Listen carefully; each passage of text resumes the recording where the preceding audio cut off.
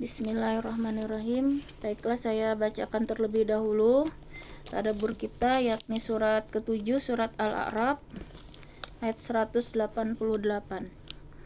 A'udzu billahi minasy syaithanir rajim. Bismillahirrahmanirrahim. Qul la amliku li nafsi naf'an wa la darran illa ma syaa Allah. Walau kuntu a'lamul ghaiba lastakthartu minal khair wa ma massani as-su'u in ana illa nadhirun wa basyirun liqaumin yu'minun. Artinya, katakanlah Muhammad, aku tidak kuasa mendatangkan manfaat maupun menolak mudarat bagi diriku, kecuali apa yang dikehendaki Allah. Sekiranya aku mengetahui yang gaib, niscaya aku membuat kebajikan sebanyak-banyaknya dan tidak akan ditimpa bahaya. Aku hanyalah pemberi peringatan dan pembawa berita gembira bagi orang-orang yang beriman. Nah, jadi pada ayat 188 ini Rasulullah dijelaskan ya, Allah berfirman bahwa Rasulullah diminta ya untuk berkata kepada orang-orang kafir ya, bahwa Rasulullah itu sebenarnya tidak berkuasa ya untuk mendatangkan manfaat maupun menolak mudarat bahkan bagi diri beliau sendiri. Nah, jadi di sini kita ya diajarkan untuk mentauhidkan Allah, mengesahkan Allah ya, tanpa sedikit pun menganggap ya ada kekuasaan lain. Bahkan Rasulullah sendiri ya tidak kuasa ya untuk mendatangkan manfaat maupun mudarat. Jadi kekuasaan mutlak itu ada pada Allah ya. Jadi apapun yang terjadi, bahkan Rasulullah tidak tahu ya apa yang mendatangkan kebaikan ya nantinya akhirnya ya dari suatu perbuatan ataupun mendatangkan keburukan, Rasulullah juga tidak tahu. Jadi kalau kita melihat dalam kehidupan Rasulullah juga senantiasa berdoa ya, berdoa meminta ya untuk kebaikan ya, kemudian dijauhkan dari keburukan, karena Rasulullah sebagaimana kita ya manusia biasa tidak punya kekuasaan ya untuk tadi mendatangkan kebaikan maupun keburukan. Nah, jadi ini adalah pelajaran bagi kita, jangan sampai kita di sini berbuat syirik ya dengan misalnya mengagung-agungkan ya seorang tokoh, misalnya ulama begitu ya. Kita menganggap memiliki kekuatan ya, kekuatan misalnya sehingga bisa menyembuhkan. Kadang ketergantungan kita ya luar biasa kepada orang itu, misalnya kita menganggap dia mampu misalnya menyembuhkan, itu sudah berbahaya ya bagi keimanan kita. Nah, karena yang menyembuhkan itu adalah Allah, misalnya terkait penyakit ya, ataupun yang kuasa untuk mendatangkan kebaikan maupun keburukan itu adalah kuasa Allah.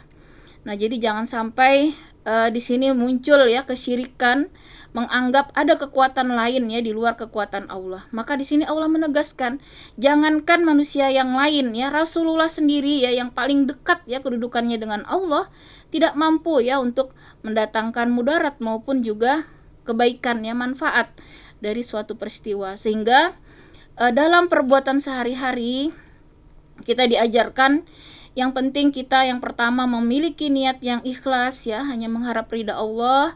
Kemudian kita berusaha mencari ya cara ya sesuai syariat Allah, sesuai tuntunan Rasulullah. Perkara hasilnya mau nanti sukses, mau tidak, mau berhasil, mau gagal, kita bertawakal kepada Allah. Karena pada hakikatnya kegagalan maupun kesuksesan itu yang mungkin dalam kacamata kita melihatnya gagal, bisa jadi itu justru kebaikan ya bagi kita.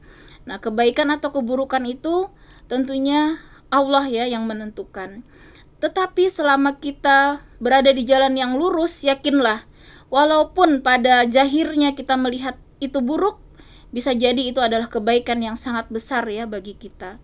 Jadi kalau kita sudah berusaha lurus ya, istiqomah di jalan Allah, maka hasilnya itu tidak menjadi hisab bagi kita ya. Misalnya seperti Rasulullah ya mengalami kekalahan ya saat perang Uhud ya bersama para sahabat.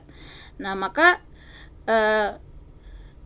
itu artinya ya kekalahan itu mungkin orang-orang yang baru masuk Islam kan waktu itu banyak ya yang akhirnya mereka murtad ya karena mengira bahwa Rasulullah itu bisa ya mendatangkan kemenangan setiap berperang ya, setiap melakukan apapun. Nah, maka di sini sunatullah ya, ternyata kita melihat saat ya umat Islam itu tidak mentaati perintah Rasul ya, ketika itu penyebab kekalahannya adalah pasukan pemanah ya yang berada di bukit kecil itu ya, mereka turun ya, sementara Rasulullah sudah berpesan ya agar tidak turun ya, apapun yang terjadi, mau yang di bawah kalah mau menang, mereka disuruh bertahan ya, kecuali Rasulullah yang memerintahkan turun. Namun ketika mereka tidak mengikuti perintah Rasul ya, itulah ya Allah perlihatkan ya bagaimana kekuatan umat Islam itu sebenarnya terletak pada kekuatan iman, ketaatan kepada Allah dan Rasulnya. Walaupun kemenangan-kemenangan sejarah zahir ya yang kita lihat itu kemenangan yang semu ya, ketika umat itu tidak berpegang teguh kepada tali agama Allah. Dan kita melihat sekarang ya bagaimana negara-negara yang dulunya superpower ya bisa perlahan-lahan semuanya jatuh ya ke dalam kemerosotan ya, baik segala materi maupun akhlak, apalagi ya kita lihat di negara-negara barat ya yang jauh ya dari syariat, betapa mereka krisis ya, krisis akhlak, krisis segala macam kemanusiaan ya. Itulah ya akhir ketika tidak menggunakan ya aturan Allah, yang terjadi bukan kebahagiaan yang hakiki ya, jadi justru kerusakan di mana-mana. Nah, maka kita bisa melihat ya bagaimana kaum kafir itu Allah tegaskan ya di Al-Quran, mereka senantiasa berusaha ya untuk membawa umat Islam ini keluar dari agamanya. Nah, sehingga segala macam cara, terutama di media sosial ya, mereka memburuk-burukan ya umat Islam. Nah, namun mata dunia sedikit terbuka ya ketika kita melihat saat Piala Dunia ini Qatar ya menyajikan indahnya ya betapa orang-orang Islam itu sangat baik akhlaknya ya, kemudian menyajikan Islam yang baik ya, maka akhirnya banyak yang mereka berubah ya pandangannya tentang Islam. Namun kita melihat bagaimana kaum kafir itu segala cara juga mereka mau meloloskan ya tentang LGBT ya, mereka propagandakan juga berusaha ya. Nah, di situ bisa kita lihat di balik itu mereka ada kekhawatiran ya pada umat Islam ini karena seperti di Palestina itu kan kelahiran ya, tingkat kelahiran sangat tinggi. Sementara orang-orang barat itu sudah sangat malas ya melahirkan ya, bahkan mereka sudah kekurangan generasi ya, seperti di Jepang ya, di negara Eropa itu jarang sekali sudah ya yang mau susah-susah melahirkan hamil ya. Nah, mereka melihat umat Islam sementara sangat pesat ya kelahirannya. Nah, maka mereka gaungkanlah LGBT itu supaya umat Islam ini juga tidak melahirkan ya. Nah, kalau homoseksual ya, lesbian, maka tidak akan punya anak. Nah, itulah yang mereka berharap ya, generasi Islam itu juga terputus dengan propaganda mereka. Nah, kita di sini sadar betul ya bahwa semua berita yang Allah sampaikan di Al-Quran tadi ya merupakan berita gembira bagi orang-orang beriman. Jadi kalau kita sungguh-sungguh selalu ya bersama Al-Quran dalam kehidupan kita, maka itu merupakan suatu keberuntungan, kegembiraan, bukan hanya di dunia, namun juga jaminan Allah di akhirat. Nah, sehingga kita dari ayat 188 ini berusahalah untuk menyambut ya seruan Allah untuk bersungguh-sungguh ya mengikuti apa yang Rasulullah ya tuntunkan, apa yang Allah syariatkan. Karena jaminan tadi ya merupakan berita gembira, kebahagiaan ya bagi orang-orang beriman yang mau ya mengimani Al-Quran, mengamalkan dan senantiasa berpegang teguh ya kepada Al-Quran dan sunnahnya. Nah, kemudian di ayat selanjutnya Allah mengingatkan manusia ya tentang asal-usul kejadiannya. Nah, jadi pada tadabbur kita pada kali ini Allah mengajarkan kita ya bagaimana asal-usul kita, kemudian kepada akhirnya ada ya manusia itu yang berbuat durhaka ya, yang menyekutukan Allah. Nah, asal usul kita tentunya dari Nabi Adam ya dan Ibu Hawa yang ada di surga. Namun akhirnya setelah lama-lama ya keturunan Nabi Adam ini ada yang akhirnya menyimpang ya, seperti kita lihat saat ini ya, juga banyak ya kaum kafir yang juga mereka tentunya turunan dari Nabi Adam. Nah, dari ayat ini kita akan belajar bagaimana prosesnya ya, manusia kok bisa sampai akhirnya menyimpang, yaitu dengan kesyirikan ya, menyekutukan Allah. Itu adalah dosa yang paling besar ya, kezaliman yang paling besar. Nah, maka di sini kita akan diingatkan kembali ya asal kejadian kita, supaya kita bisa membentengi diri ya, jangan sampai kita nanti di akhir ayat ini menyekutukan Allah ya. Itulah selalu yang kita jaga ya, bagaimana selama hidup ini kita bisa istiqomah ya, kemudian bisa mempertahankan keimanan kita sampai akhir hayat. Maka dari itu jangan pernah kita meninggalkan Al-Quran ya dalam setiap pikiran ya, perkataan dan perbuatan kita.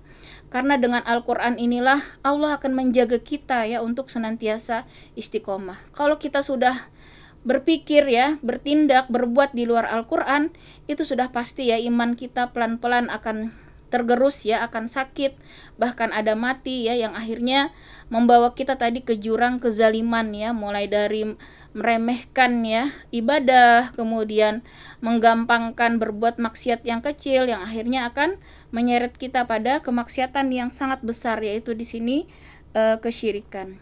Nah, baiklah kita kembali melihat ya di sini ayat 189. Huwallazi khalaqakum min nafsin wahidatin wa ja'ala minha zawjaha liyaskuna ilaiha falamma taghashaha hamalat hamlan khafifan famarrat bih فلما أثقلت دعوا الله ربهما لئن آتيتنا صالحا لنكونن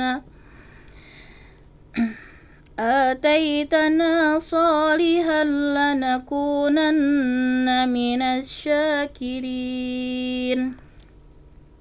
Dialah yang menciptakan kamu dari jiwa yang satu, yaitu Adam, dan darinya dia menciptakan pasangannya, agar dia merasa senang kepadanya. Maka setelah dicampurinya istrinya mengandung kandungan yang ringan, dan teruslah dia merasa ringan beberapa waktu. Kemudian ketika dia merasa berat, keduanya suami istri bermohon kepada Allah, Tuhan mereka, seraya berkata, "Jika engkau memberi kami anak yang soleh, tentulah kami akan selalu bersyukur." Nah, ini janji manusia ya. Setelah terpenuhi ya doa-doanya, dia berjanji akan bersyukur. Namun kita lihat ya, maaf ya Bu, sebentar ada tamu. Bentar.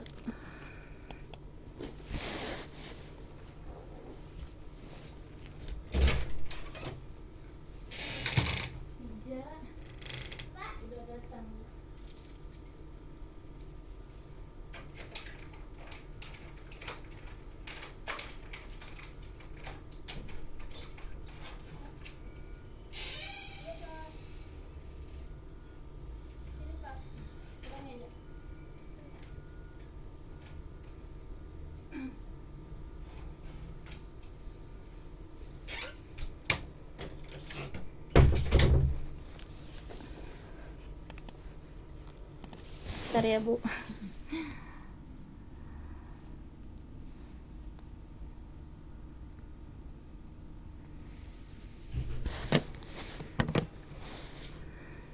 Baiklah, kita lanjutkan tadi di ayat 189.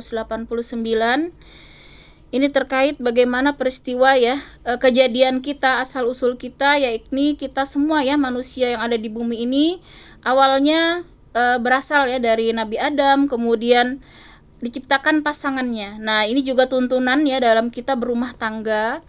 Jadi di sini Allah jelaskan masing-masing kita dengan takdir ya pasangan masing-masing, maka diharapkan di sini ada rasa senang ya, saling senang kepada keduanya. Nah, tentunya bagaimana untuk terus ya memunculkan rasa saling sayang ya, saling cinta kepada pasangan. Maka di sini kita ingatlah bahwa kita niatkan ya dalam rangka berumah tangga itu mengharap ridha Allah.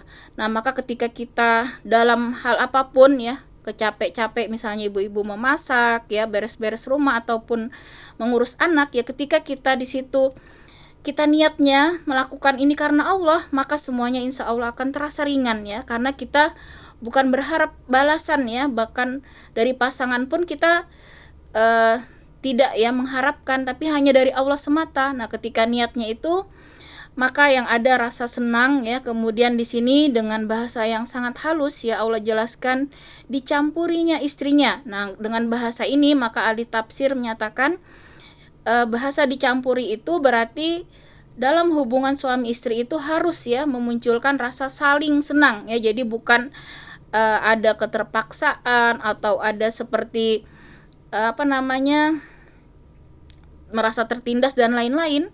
Nah, karena di sini harusnya ya suami istri itu merasakan kesenangan ya bersama. Nah, kemudian setelah itu ya Allah jelaskan ketika mengandung. Nah, tentunya di awal-awal ya kehamilan itu masih merasa ringan. Nah, di sini dia merasa ringan ya beberapa waktu. Namun semakin bertambahnya usia kandungan ya, maka kita akan semakin berat ya ibu-ibu ya, tentunya dengan beban yang semakin berat. Kemudian juga kadang keluhan-keluhan itu juga semakin banyak ya. Nah, kemudian ketika terasa berat, maka biasanya kita doanya luar biasa ya, berdoa supaya kandungan kita selamat ya, kemudian melahirkan anak-anak yang soleh di sini dalam doa kita ya. Bahkan mungkin ada yang bernazar ya seperti itu ya, kalau misalnya anakku lahir ini itu, misalnya mau ini itu, berjanji. Nah, ini hati-hati. Jadi di dalam tafsir ini ulama menjelaskan kita berhati-hati ya dalam hal berjanji, terkhusus bernazar ya. Ketika nazar itu maka menjadi wajib hukumnya untuk dipenuhi. Nah, seperti ini juga misalnya ada janji-janji ya, kami akan selalu bersyukur. Nah, maka hati-hati ya, karena memang wajib kita bersyukur ya ketika Allah berikan karunia apapun ya, wajib disyukuri.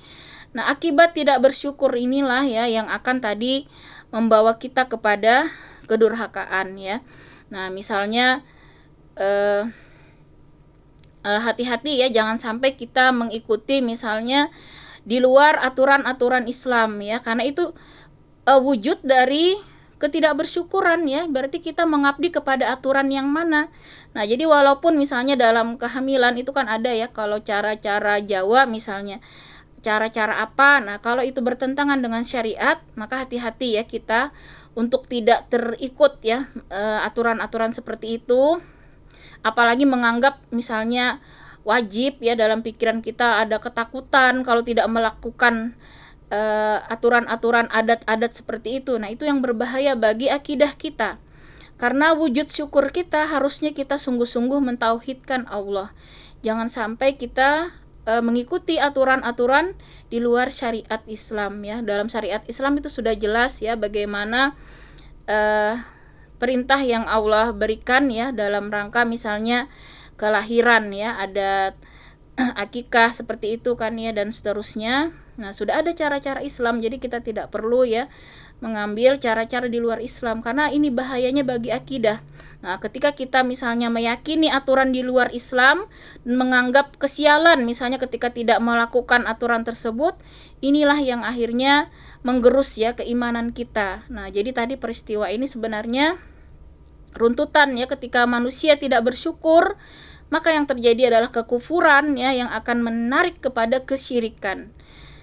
Nah, kemudian di ayat selanjutnya, di ayat 190, falamma atahuma salihan ja'ala lahu syuraka fima atahuma fata'ala Allahu amma yusyrikun. Maka setelah dia memberi keduanya seorang anak yang soleh, mereka menjadikan sekutu bagi Allah terhadap anak yang telah dianugerahkannya itu. Maka maha tinggi Allah dari apa yang mereka persekutukan. Nah, jadi ini ya, kaum kafir itu banyak yang akhirnya memberikan nazar ya anaknya tadi, misalnya apa ya, dipersembahkan kepada berhala-berhalanya. Jadi kalau zaman dulu ya, kaum kafir itu bahkan anak ada yang dibunuh ya dalam rangka misalnya menyerahkan ya kepada sesembahan-sesembahan mereka ya, nauzubillah summa nauzubillah. Nah, maka ataupun misalnya pada saat ini praktek-praktek ya yang mengarah kesyirikan ini juga berbahaya ya. Nah, ketika sudah dikarunia anak, misalnya anaknya tadi dalam rangka proses misalnya mulai dari kelahiran, dalam membesarkan anak misalnya dijadikan sekutu selain Allah, artinya membuat aturan-aturan yang bertentangan ya dengan syariat Allah, itu hakikatnya sama ya. Sama artinya di situ menjadikan Allah sebagai sekutu ya di selain Allah terhadap anak yang dianugerahkan. Nah, jadi kita hati-hati jangan sampai ya terbawa adat istiadat yang tentunya bertentangan ya dengan syariat Islam. Nah, ini walaupun kadang kita melihat ya itu biasa terjadi misalnya, tapi kalau itu sudah bertentangan, ini tadi yang akan mengundang ya kesyirikan. Nah, kemudian Allah jelaskan di ayat selanjutnya, ayusyrikuna ma la yakhluqu syai'aw wa hum yukhlaqun. Mengapa mereka menyekutukan Allah dengan sesuatu berhala yang tidak dapat menciptakan sesuatu apapun, padahal berhala itu sendiri diciptakan. Nah, ini kalau di zaman dahulu ya sudah jelas berhala yang disembah itu ya patung-patung Lata, Uzza ya, Manat dan seterusnya. Namun berhala-berhala saat ini kita juga perlu waspadai. Ya, ketika misalnya tadi ya kita menganggap ada orang yang orang soleh yang hebat misalnya, lalu kita disuruh apalah misalnya ya untuk anak kita yang di luar aturan syariat, itu sama saja sudah dengan menyekutukan Allah ya. Jadi berhala-berhala saat ini kan sudah beda wujudnya ya, yang kita perlu waspadai.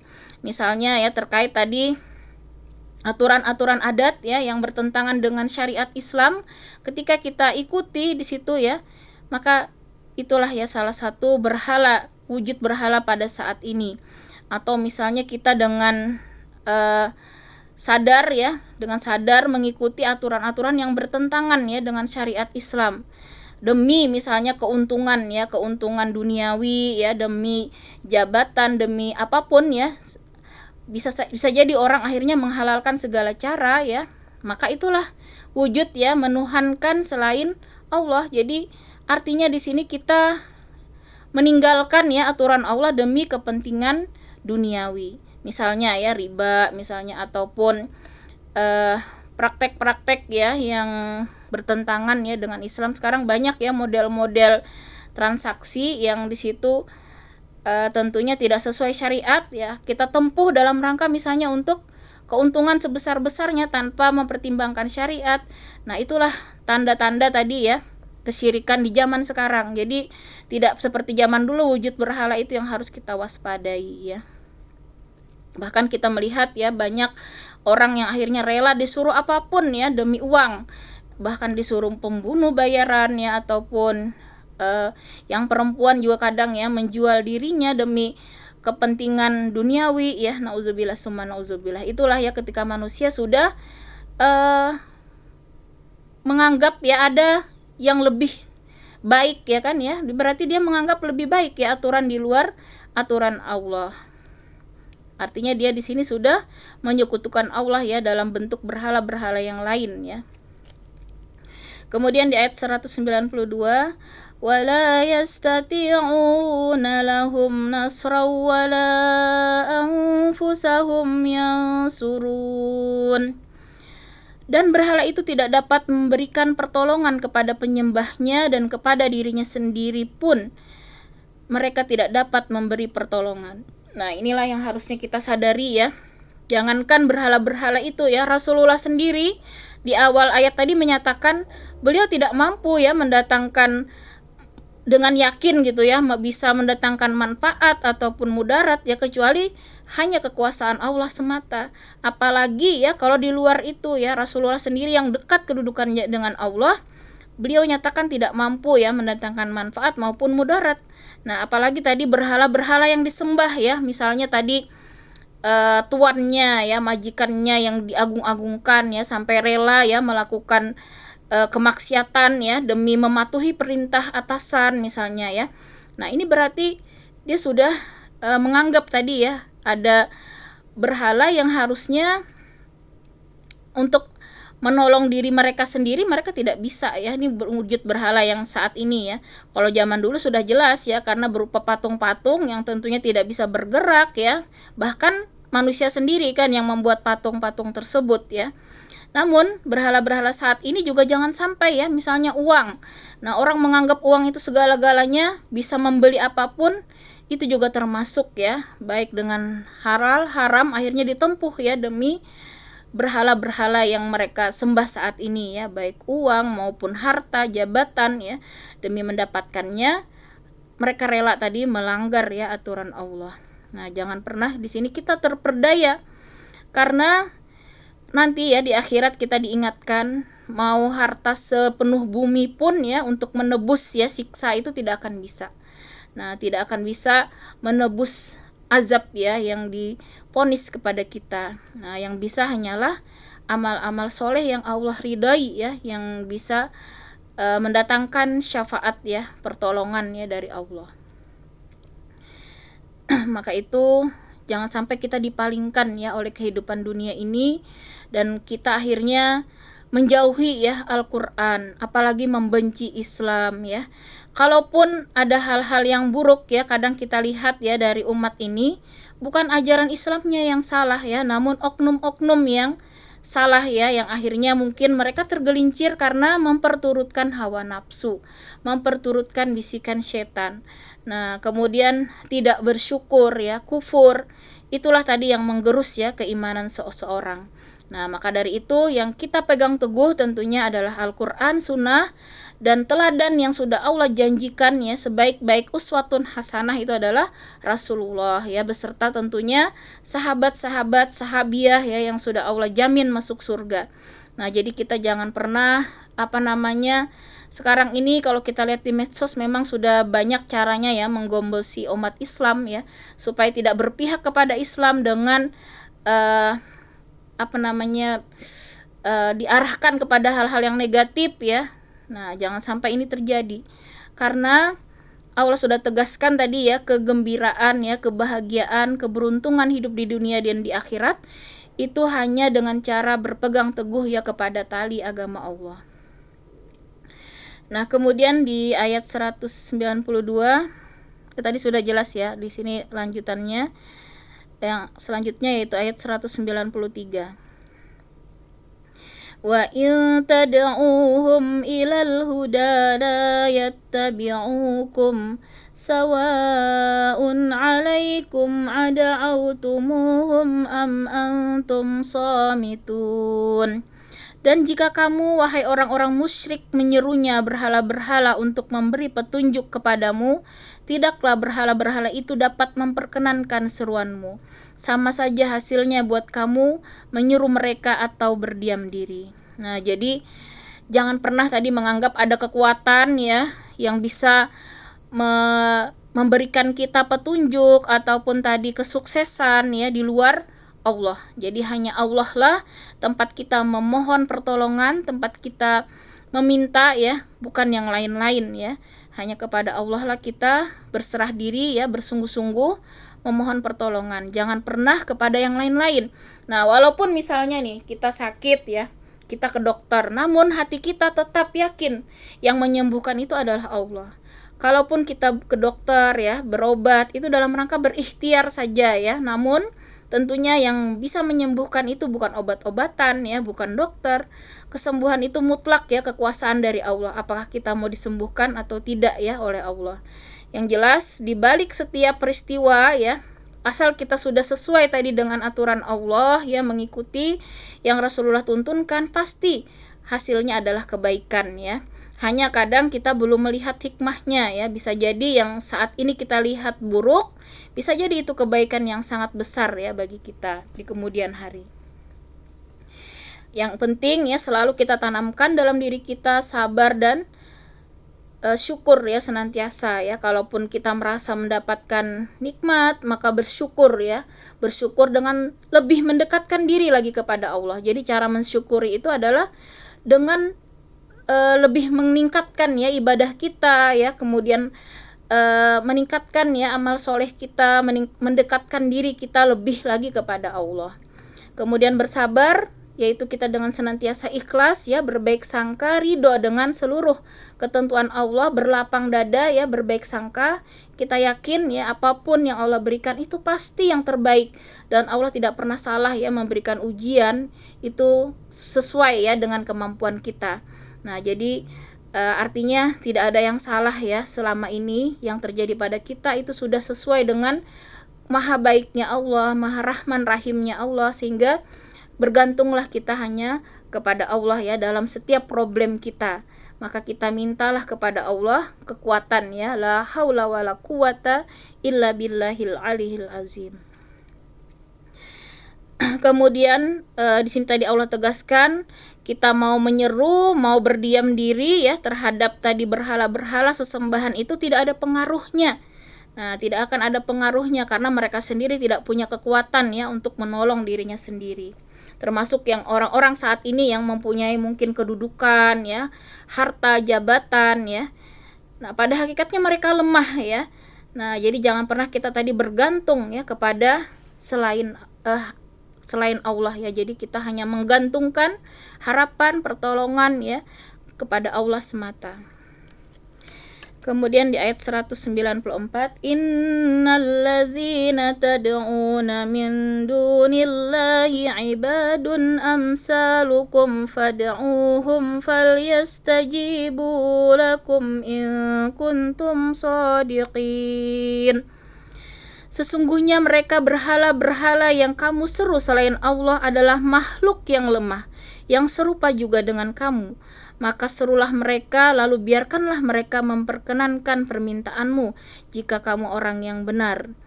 Nah, jadi kembali Allah tegaskan, semuanya selain Allah itu adalah lemah ya, tidak ada kekuatan sedikit pun. Nah, jadi biarlah ya kita harus fokus ya hanya meminta kepada Allah ya, jangan pernah tadi meminta ya kepada sesembahan ataupun makhluk ya selain. Jadi semua ciptaan Allah itu kan makhluk ya, kepada apapun ya selain Allah. Jadi memang tauhid ini benar-benar ya setiap lembar rasanya ya Allah selalu ingatkan kita, karena itulah ya kunci kita ya untuk bisa istiqomah ya, ketika tauhid kita itu ya kuat ya, iman kita itu kuat. Nah, kemudian yang terakhir di ayat 195, alahum arjulu yamshuna biha am lahum aydi yabtishuna biha am lahum a'yunun yubsiruna biha am lahum azanun yasma'una biha qul id'u syuraka'akum summa kiduni fala tunzirun. Apakah mereka berhala-berhala mempunyai kaki untuk berjalan, atau mempunyai tangan untuk memegang dengan keras, atau mempunyai mata untuk melihat, atau mempunyai telinga untuk mendengar? Katakanlah Muhammad, panggillah berhala-berhalamu yang kamu anggap sekutu Allah, kemudian lakukanlah tipu daya untuk mencelakakanku. Niscaya jangan kamu tunda lagi. Nah, di sini Allah mengingatkan ya, berhala-berhala sesembahan tadi tidak punya walaupun dibuat ya misalnya patung ada tangan kaki yang mereka buat, tapi tidak berguna sama sekali ya, karena dia adalah buatan manusia sendiri yang tidak mempunyai kuasa bahkan untuk menolong diri mereka sendiri. Nah, jadi silahkan kata Allah, kalau tadi orang-orang kafir ya mau melakukan tipu daya, mau melakukan keburukan ya dengan bantuan berhalanya, jangan kamu tunda kata Allah, silahkan saja. Tapi apa yang terjadi? Mereka sama sekali tidak punya kekuasaan ya apapun. Nah, maka dari itu kita melihat bagaimana Rasulullah ya Shallallahu Alaihi Wasallam selalu dilindungi Allah ya, walaupun sangat keras ya upaya kaum kafir itu ingin membunuh Rasulullah ya, segala cara ya menghalang-halangi, namun kekuasaan Allah tidak ada yang bisa ya untuk melawan. Bagaimana ketika Rasulullah ya mau hijrah itu. Nah, beliau meminta Ali ya, sepupu beliau, untuk tidur ya di tempat tidur beliau, karena memang Ali dengan Rasulullah itu memiliki kemiripan ya. Maka orang-orang kafir mengira yang tidur itu Rasulullah ya, padahal Rasulullah keluar ya. Orang-orang kafir itu sudah di pintu rumah beliau dengan pedang ya, ingin siap-siap mau membunuh. Namun dengan kekuasaan Allah ya, ditaburi pasir bahkan tuh ya di atas kepala mereka. Mereka tidak sadar ya Rasulullah lewat ya, mereka tidak diperlihatkan oleh Allah, dan akhirnya Rasulullah bisa selamat ya, berhijrah bersama Abu Bakar ya. Nah, begitu juga ketika di dalam gua Sur ya, gua yang sangat kecil ya, bahkan kakinya Abu Bakar itu keluar ya di lubang gua karena sangat kecil ya. Namun sebenarnya sekali menengok aja sudah kelihatan ya orang yang ada di dalam gua. Nah, namun itulah kuasa Allah ya. Para orang-orang hebat kaum kafir yang diutus tadi untuk membunuh Nabi Muhammad itu tidak melihat ya, ditutupi Allah ya oleh tentara-tentara yang Allah kirim berupa burung ya, burung yang bertelur ya, membuat sarang di mulut gua ya. Kemudian ada laba-laba juga yang membuat sarang ya, sehingga mereka tidak menyangka sama sekali ya kalau ada Rasulullah di dalam gua itu ya bersama Abu Bakar. Nah, itulah ya, kalau kita melihat ya, sudah banyak sekali mukjizat ya akan kekuasaan Allah, maka harusnya ya menjadikan iman kita ini benar-benar kuat ya, tidak terpengaruh tadi oleh berhala-berhala ya, apalagi berhala zaman sekarang, yaitu harta ataupun jabatan ataupun kekuatan ya, yang kita anggap hebat dan segala macam. Karena Rasulullah sendiri menyatakan bahwa beliau pun tidak mempunyai kekuasaan ya, tidak punya kekuatan kecuali dari Allah semata. Apalah lagi ya manusia-manusia yang zaman sekarang ini dianggap ya memiliki kekuatan dan seterusnya. Nah, walau alam bisawab, demikian tadabur kita pada hari ini. Semoga dengan tadabur ini Allah ya mengelompokkan kita ke dalam orang-orang yang terbaik ya, sebagaimana Allah jelaskan manusia terbaik di muka bumi adalah orang yang senantiasa ya belajar Al-Qur'an ya dan mengajarkannya. Kemudian orang yang senantiasa bersama Al-Qur'an itu adalah keluarga Allah, kata Allah, di muka bumi ya. Mudah-mudahan kita termasuk ya, bagaimana sahabat itu tidak pernah lepas ya selama kehidupan mereka dengan Al-Qur'an hingga akhir hayatnya. Demikian, marilah bersama-sama kita tutup ya ibu-ibu dengan kitab